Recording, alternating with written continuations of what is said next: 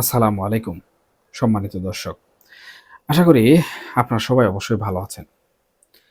রাজনীতির আকাশে আজ যে মেঘের ঘনঘটা আমরা দেখতে পাচ্ছি, তা যতটা না প্রাকৃতিক, তার চেয়ে অনেক বেশি কৃত্রিম এবং সুপরিকল্পিত।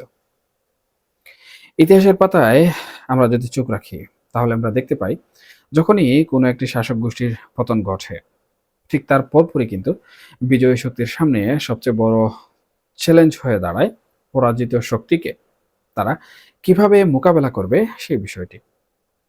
ফরাসি বিপ্লব থেকে শুরু করে আমাদের ৭১ কিংবা ৭৫ পরবর্তী সময় সবখানে কিন্তু এই একই নাটকের মঞ্চায়ন আমরা বারবার দেখেছি, কিন্তু ভিন্ন ভিন্ন কুশীলবের অভিনয়ের মাধ্যমে। আজকের আলোচনাটা একটু গভীরে গিয়ে আসলে করতে চাই, কারণ দৃশ্যমান রাজনীতির আড়ালে যে অদৃশ্য সুতোর টান থাকে, তা বুঝতে না পারলে কিন্তু আমরা বর্তমান সময়ের এই জটিল সমীকরণ কোনোভাবেই মেলাতে পারবো না। কমনওয়েলথ সম্প্রতি যে সুপারিশ করেছে এবং তার ঠিক পরপরই সজীব ওয়াজেদ জয়ের যে বক্তব্য সামনে এসেছে, অর্থাৎ বিএনপির সাথে সমঝোতায় তারা রাজি, এই দুটি ঘটনাকে যদি আপনি বিচ্ছিন্নভাবে দেখেন, তবে কিন্তু ভুল করবেন। রাজনীতির দাবায় আসলে কোনো চালই কখনোই অকারণে দেয়া হয় না।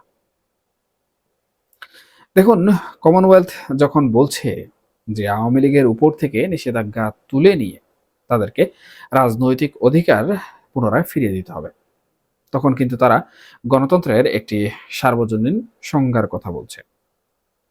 কিন্তু বাংলাদেশের প্রেক্ষাপট কি সেই তাত্ত্বিক সংজ্ঞার সাথে কোনোভাবে বর্তমান সময়ে মিলে যাচ্ছে? এখন প্রশ্ন হলো, এই আন্তর্জাতিক চাপের মুখে বিএনপি আসলে কি করবে? বিএনপি এখন এক মহাকৌশলী সংকটে পড়েছে।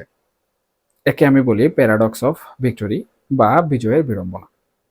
একদিকে পশ্চিমা বিশ্ব এবং উন্নয়ন সহযোগীরা চাইছে বাংলাদেশে নির্বাচন পরবর্তী যে রাজনীতি, সেটিতে আওয়ামী লীগ ফিরে আসুক, এবং তারা মনে করে আওয়ামী লীগকে পুরোপুরি নিষিদ্ধ করলে কিংবা কোণঠাসা করে রাখলে, অথবা তাদের রাজনৈতিক কাজে নিষেধাজ্ঞা বহাল থাকলে দেশে উগ্রবাদের উত্থান হতে পারে, অথবা ভূ রাজনৈতিক ভারসাম্য নষ্ট হতে পারে।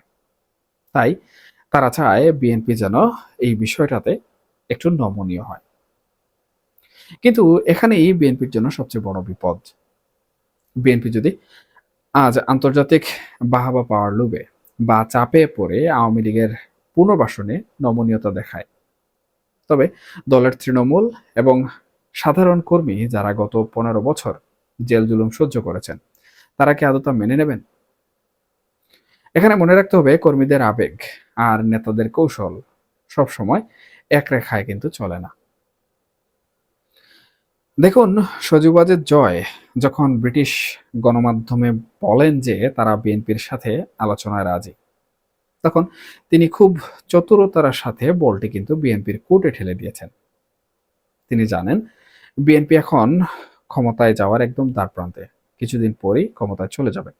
এই সময়ে তারা চাইবে না আন্তর্জাতিক মহলে তাদের ভাবমূর্তি নষ্ট হোক। জয় ঠিক এই সুযোগটাই নিচ্ছেন। তিনি বিশ্বকে আসলে দেখাতে চাইছেন, দেখুন, আমরা তো গণতান্ত্রিক আচরণ করতে চাইছি, কিন্তু নতুন সরকার বিএনপি আমাদের সেই স্পেসটুকু দিচ্ছে না। এটি হলো কিন্তু ভিকটিম কার্ড খেলার একটি আধুনিক রাজনৈতিক কৌশল। এখন আসা যাক জামাতে ইসলামের প্রসঙ্গে। এই সমীকরণের সবচেয়ে স্পর্শকাতর এবং বিস্ফোরক অংশটি হলো জামাত।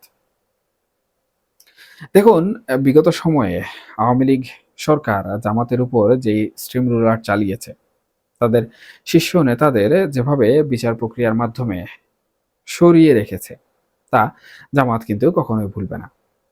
জামাতের রাজনীতিতে এটি কেবল ক্ষমতার লড়াই নয়, এটি কিন্তু তাদের অস্তিত্বের লড়াই। বিএনপির সাথে জামাতের বর্তমান যে সম্পর্ক, তা এক প্রকার সাপে নেউলে বলা যায়। তা নির্বাচনকে ঘিরে হোক বা কৌশলগত কারণে হোক, কিন্তু আওয়ামী লীগের ইস্যুতে জামাতের অবস্থান কিন্তু বিএনপির চেয়েও অনেক বেশি অনড় এবং কঠোর। এখন যদি কোনো কারণে বিএনপি কোনোভাবে আওয়ামী লীগের উপর থেকে নিষেধাজ্ঞা প্রত্যাহারের বিষয়ে নমনীয় হয় বা নিষেধাজ্ঞা তুলে দেয়, তবে জামাত নিশ্চিতভাবেই একে বিশ্বাসঘাতকতা হিসাবে কিন্তু দেখবে। তারা মনে করবে যে রক্তের উপর দাঁড়িয়ে আজকের এই পরিবর্তন বা ক্ষমতা তারা পেয়েছে, সেই রক্তের সাথে আপোস করা হচ্ছে বা বেইমানি করা হচ্ছে। আর তখন জামাত আর বিএনপির মধ্যকার বাকি সম্পর্কটুকুও কিন্তু থাকবে না। তারা রাজপথে নিজস্ব সব শক্তি প্রদর্শন করতে চাইবে। আর ইতিহাস সাক্ষী, যখনই সরকার দল বা বিরোধী দল বড় ফ্যাসাদে চরম মাত্রায় জড়িয়ে পড়ে, তখনই কিন্তু তৃতীয় শক্তি সেই সুযোগটা খুব ভালোভাবে লুফে নেয়। আমরা যদি ৯০-এর দশকের দিকে একটু তাকাই, এরশাদ বিরোধী আন্দোলনের পর কিন্তু দলগুলোর মধ্যে এক ধরনের অলিখিত সমঝোতা ছিল গণতন্ত্রের ফেরার জন্য। কিন্তু এবারের পরিস্থিতি ভিন্ন। এবার ছাত্র জনতার যে অভ্যুত্থান হয়েছে, সেখানে মানুষের ক্ষোভের বারুদ অনেক বেশি। সাধারণ শিক্ষার্থীরা যারা তাদের ভাইদের হারিয়েছে, তারা কি আসলে এত সহজে বিষয়টি মেনে নেবে? এবং তারা কি চাইবে পুরনো মুখগুলো আবার সংসদে আসুক, আবার টেলিভিশনের পর্দায় নীতিবাক্য ছড়াক? এটি মেনে না কিন্তু তাদের জন্য মানসিকভাবে অসম্ভব হয়ে পড়বে। তাহলে আসলে পরিস্থিতি কোন দিকে যাচ্ছে বা কোন দিকে যাবে? আমার ক্ষুদ্র জ্ঞানে মনে হচ্ছে আমরা খুব শীঘ্রই কিন্তু রাজনীতির মাঠে একটি ত্রিমুখী সংঘর্ষের আলামত দেখতে পাব। একদিকে আন্তর্জাতিক চাপে নমনীয় বিএনপি, অন্যদিকে প্রতিশোধ পরায়ণ এবং অস্তিত্ব রক্ষায় মরিয়া জামাত, ছাত্র সমাজ এবং আওয়ামী লীগ। এখানে আওয়ামী লীগ তৃতীয় পক্ষ হয়ে কিন্তু সুযোগ নেওয়ার চেষ্টা করবে। দেখুন, কোনোভাবে আওয়ামী লীগের নিষেধাজ্ঞা যদি উঠে যায়, তবে দেশের রাজনীতি রাতারাতি কিন্তু উত্তপ্ত হয়ে উঠবে। কারণ আওয়ামী লীগ কিন্তু তখন আর আন্ডারগ্রাউন্ডে থাকবে না, তারা অবশ্যই রাজপথে নামবে। আর তারা যখন রাজপথে নামবে, তখন তাদেরকে প্রতিহত করার জন্য জামাত এবং বিক্ষুব্ধ জনতাও হয়তোবা রাস্তায় নামতে পারে। তখন কি আইন শৃঙ্খলা বাহিনী কোনোভাবে পরিস্থিতি সামাল দিতে পারবে, নাকি এই অরাজকতার সুযোগে আবারও নতুন কোনো একটি রাজনৈতিক পালাবদল হতে যাবে? আবার এখানে আরেকটি শঙ্কার বিষয় হলো, যারা আওয়ামী লীগের পতন ঘটিয়েছে, এই যে অভ্যুত্থানের কথা বললাম, সেই অভ্যুত্থানে যারা আওয়ামী লীগ কিংবা শেখ হাসিনার পতনে মুখ্য সারিতে ভূমিকা রেখেছে, এখানে জামাতের নাম আসতে পারে, বর্তমান যারা এনসিপি রয়েছে তাদের নাম আসতে পারে, বৈষম্য বিরোধী ছাত্র আন্দোলনের নাম আসতে পারে। তাদেরকে কি কোনোভাবে আওয়ামী লীগ তখন ছাড় দিবে? অথবা আমরা যদি ৫ আগস্ট ২০২৪ পরবর্তী সময়টা লক্ষ্য করি, তখন যেভাবে আওয়ামী লীগের লোকজনের বাড়িঘর, নেতাকর্মীদের বাড়িঘর ভাঙচুর করা হয়েছে, অর্থাৎ এক প্রকার প্রতিশোধ পরায়ণ যে রাজনীতির প্রেক্ষাপট আমরা সেই সময়ে দেখেছি, নির্যাতন নিপীড়ন দেখেছি। আওয়ামী লীগ যদি তাদের নিষেধাজ্ঞা উঠে গিয়ে রাজনীতি করার সুযোগ পায়, তাহলে তারা কি তাদের সেই সব বিষয়গুলোর বদলা নিবে না? অবশ্যই নিবে। এবং এটি হয়ে যাবে কিন্তু বাংলাদেশের রাজনীতির জন্য একটি কালো অধ্যায়। এবং এই কালো অধ্যায় ঘুচানোর জন্য বিএনপি প্রশাসনিক যতটুকু বল প্রয়োগ করা প্রয়োজন সেটা করবে। এর বাইরেও যদি বিএনপি তাদের দলীয় পর্যায় থেকে সরকার টিকানোর জন্য কোনো ধরনের বল প্রয়োগ করতে চায়, সেটাও কিন্তু করবে। তবে আল্টিমেটলি একটি ত্রিমুখী সংঘর্ষ যদি তৈরি হয়ে যায়, তাহলে বাংলাদেশের ইতিহাসে এর আগে কিন্তু বহুবার আমরা দেখেছি এরকম করে কিন্তু ৬ মাস অন্তর অন্তর বা ৩ মাস অন্তর অন্তর পুনঃনির্বাচন অনুষ্ঠিত হয়। তখন কিন্তু বিএনপি সামাল দিতে না পেরে হয়তোবা একটি তত্ত্বাবধায়ক সরকার, অথবা আমরা যে বিষয়টি নিয়ে এই নির্বাচনের আগে বহুবার কথা বলেছি, 1-11-এর সামরিক শাসনের কথা, সেই বিষয়টিও কিন্তু এখানে আলোচনায় চলে আসতে পারে।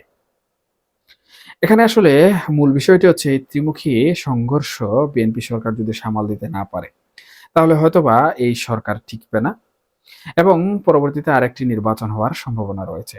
এর পাশাপাশি যদি আওয়ামী লীগ মাঠ দখল করে ফেলে কোনোভাবে, তাহলে শেখ হাসিনার দেশে ফেরাও কিন্তু এখানে সহজ হয়ে যাবে এবং আওয়ামী লীগের যে সকল পলাতক নেতৃবৃন্দ রয়েছেন, তারাও কিন্তু তাদের রামরাজত্বে পুনরায় ফিরে আসার সুযোগ পেয়ে যাবে। এবং আমি যেভাবে বলেছি, বাংলাদেশের রাজনীতির ইতিহাসে একটি কালো অধ্যায় হতে যাবে। যদি এমনটি ঘটে, তাহলে কিন্তু সেই কালো অধ্যায় আমরা হয়তোবা খুব দ্রুতই দেখতে চলেছি। যদিও আমি এ ধরনের কোনো কালো অধ্যায় দেখতে চাই না। আমি অস্থিতিশীল কোনো বাংলাদেশ চাই না। আমি চাইও না আরেকটি নির্বাচন বাংলাদেশে আবার অনুষ্ঠিত হোক। তবে আমি চাই বাংলাদেশে যত দলমতের মানুষ রয়েছেন সবাই যেন তাদের গণতান্ত্রিক অধিকার ফিরে পান। সেটা আওয়ামী লীগ হোক, বিএনপি হোক, জামায়াত হোক এবং অন্যান্য দেশপ্রেমিক শক্তি যারা আছেন তারা হোক। এখন যারা দেশপ্রেমিক শক্তি অথবা যারা দেশপ্রেমিক শক্তি নয়, এখানে দেশপ্রেমিক শক্তিরাই কিন্তু আসলে নির্ধারণ করবেন যে দেশপ্রেমিক যারা নয় তারা এই গণতান্ত্রিক প্রক্রিয়ায় থাকবেন কি থাকবেন না। তবে সর্বশেষ একটা কথাই বলতে চাই, যে পদ্ধতি বা যে ধারাই আসুক না কেন, প্রতিহিংসার রাজনীতি যেন বাংলাদেশে আর কখনো ফিরে না আসে। এখনকার মতো এ পর্যন্তই। সবাই ভালো থাকুন, সুস্থ থাকুন, অবশ্যই অবশ্যই নিরাপদে থাকবেন। আল্লাহ হাফিজ।